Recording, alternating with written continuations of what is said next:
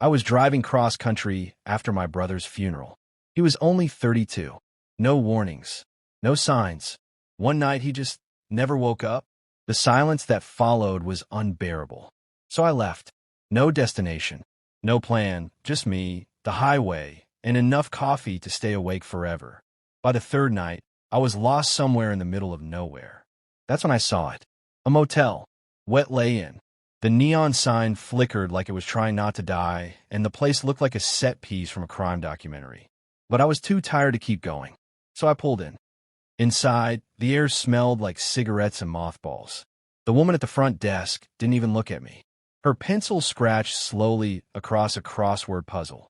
"Got a single?" I asked. She didn't answer, just pointed at a rack of brass keys covered in dust.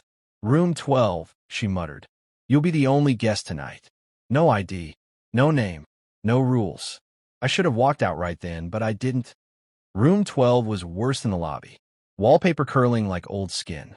Carpet damp, as though it never fully dried from a flood. The mattress sagged, but it was enough as I just wanted sleep. I switched off the lamp, and the darkness closed in like it had been waiting for me. I woke up sometime after midnight, and instantly, I knew something was wrong. The air was freezing. Every hair on my body stood on end. And then I saw it. In the corner of the room, a door. Not the one I came through. This one was narrow, painted the same beige as the wall. It hadn't been there before. I stared, and the longer I stared, the more I realized it was staring back. I moved closer to look. There was no handle, just a keyhole, so I tried my room key. But nothing. So I knocked. At first, silence, then I heard whispers. Dozens of them, layered, tangled, impossible to understand. And then, thud, something heavy slammed against the other side. I stumbled back, heart hammering, snapped on the lamp. The door was still there, solid and real, waiting. I didn't close my eyes again. In the morning, I confronted the woman at the desk. "Room 12 has a second door," I said. Her pencil froze, and her eyes lifted slowly to mine. "Room 12 doesn't have a second door." "I saw it," I insisted. I heard something. Her expression didn't change, but her voice dropped to a whisper. "Sometimes people see things in that room. That's why we don't rent it anymore." I swallowed hard. "Then why me?" Her lips twitched into something that wasn't quite a smile. "Because you look like someone who needed sleep more than answers."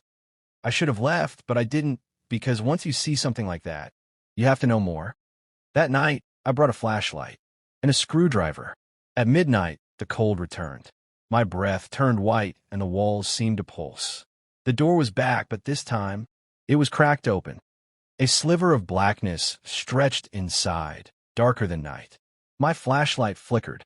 The batteries were brand new, still flickered. I pushed the door open, and behind it, I saw a staircase. Narrow, steep, endless. The walls smeared with handprints.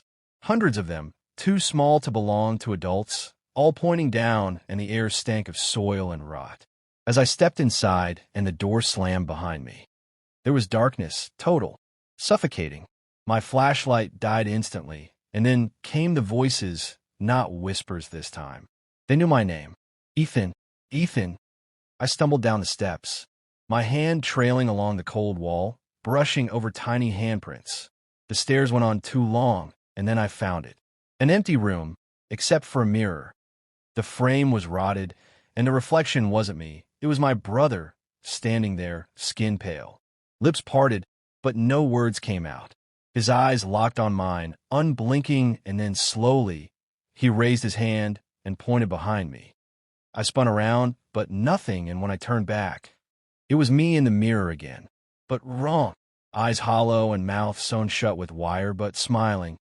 I ran up the stairs, but the top never came, and the voices rose, shrieking my name. Then suddenly, something cold brushed my neck, something wet gripped my arm. And then, silence.